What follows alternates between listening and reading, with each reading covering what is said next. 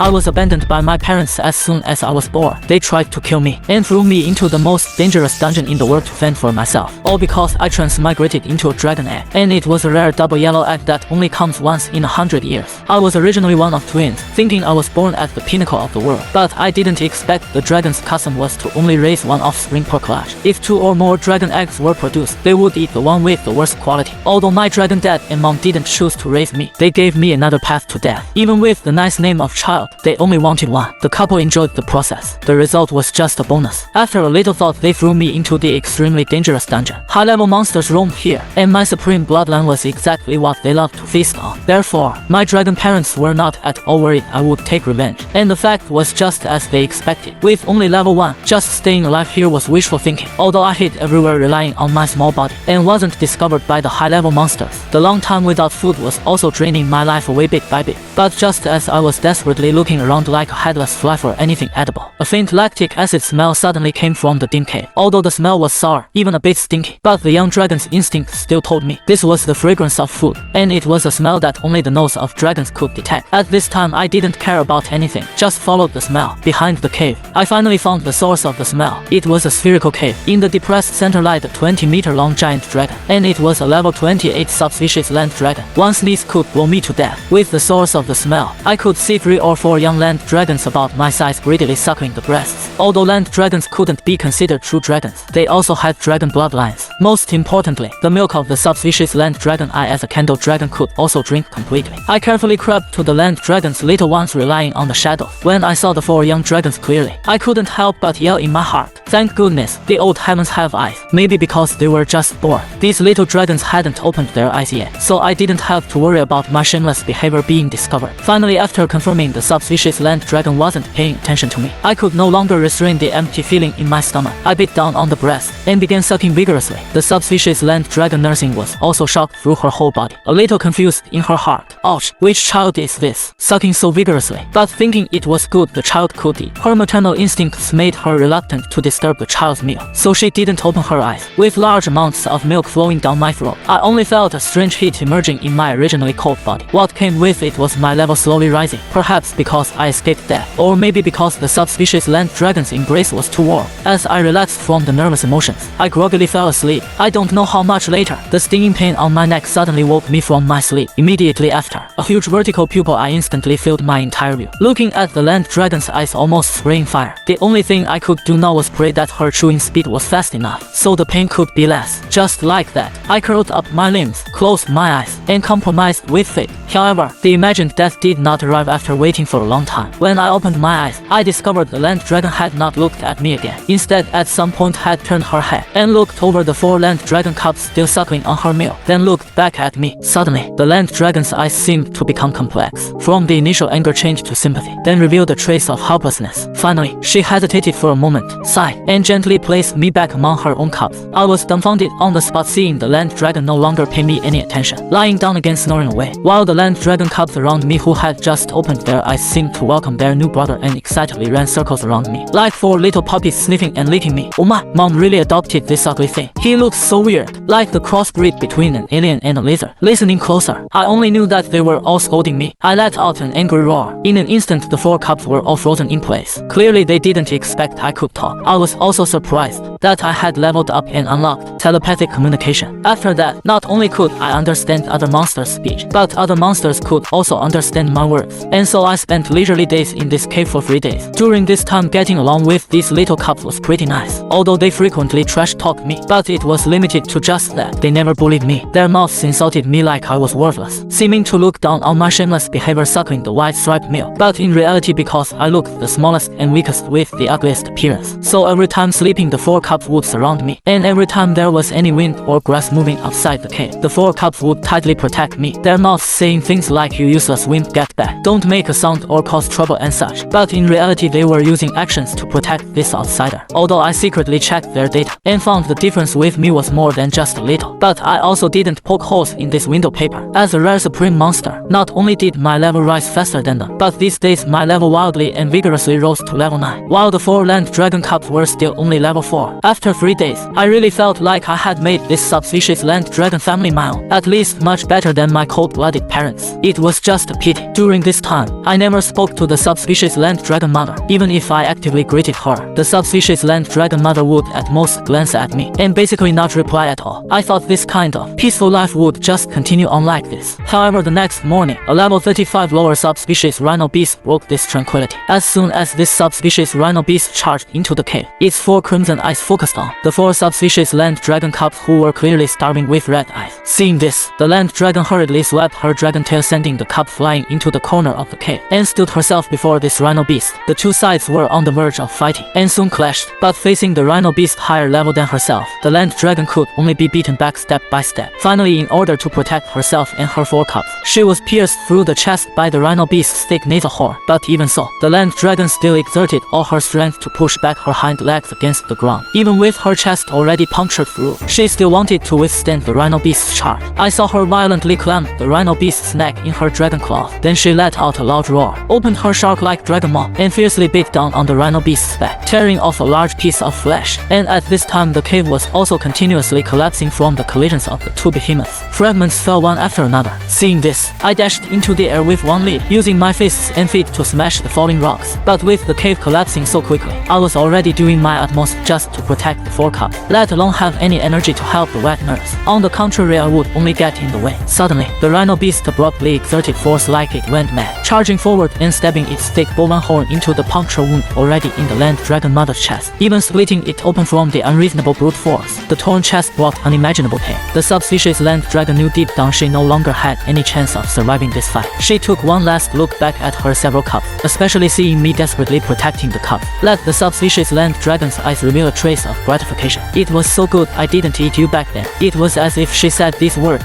The land dragon's bloodshot eyes suddenly widened. Exerting all her strength, she headbutted towards the rhino beast's rear brain. This strike's momentum shook heaven and earth. The land dragon's skull shattered on the spot. Her jaw also smashed to dust. Even the rhino beast, with its thick skin and flesh, could not withstand such a suicidal attack to its rear brain, and was struck a large pit. The 2 behemoths let out miserable shrieks and heavily collapsed to the ground. With the end of the battle, the cave collapse also stopped. I swiftly pulled myself out and rushed to the land dragon's side. However, her nearly shattered head already seemed to tell me her death had become fact. My child, how are my children? This was the first time I heard the subspecies land dragon mother speak. Her life was already a flickering candle in the wind. Her shattered jaw made her words extremely muffled. Facing the subspecies land dragon mother's question, I struggled to suppress the guilt in my heart because her 4 cubs were already dead, all smashed to death by the falling rocks. The falling debris was simply too much, even exhausting all my power. I could not block the falling boulders. The land dragon's final headbutt triggered large-scale collapses. Although I narrowly survived, the days living together with them were still vivid before my eyes. I had even started seeing them as my own siblings. Just minutes ago still lively and jumping around, yet now all had become souls under the rubble. My child,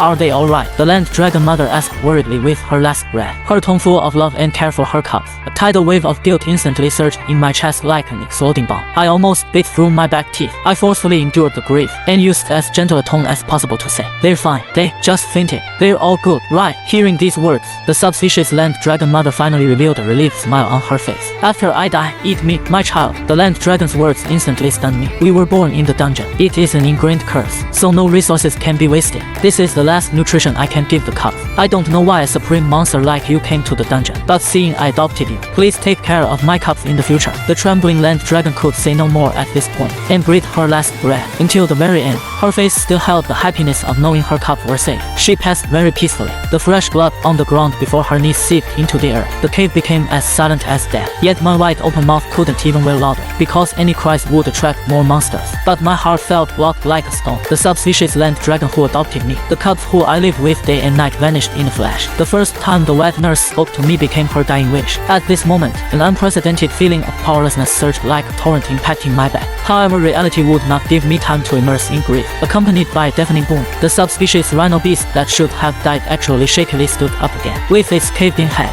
the rhino beast that stood up again let out a roar of victory. In its eyes, the only remaining small young dragon before it simply posed no threat at all. However, do you want to know what I was happiest about after being thrown into this damp dungeon? Bowing my head, my dragon claws clenched into fists. Facing this behemoth, my trembling voice held not a shred of fear, only excitement. It's that I can kill you with my own hands. After saying this, I let out a loud roar and directly charged at the subspecies rhino beast. I was just about to end things and prepare to enjoy this hard-earned feast when I didn't expect this last young dragon with exuberant vitality to actually dare to rush straight at me. Although he was heavily injured, for the current me to penetrate his thick skin and flesh was still wishful thinking. But there were still ways. The path to victory had in fact already been paved for me by the wet nurse. The way to penetrate his defense was that wound the wet nurse tore open on his neck. I bellowed loudly, transforming into a streak of light shooting straight for the rhino beast's rear brain. My claws stretched to their limit, fiercely stabbing deep into the wound, viciously tearing it open. Over the past 3 days, the scenes of living together with the aloof wet nurse and 4-cup fighting over food, sleeping together,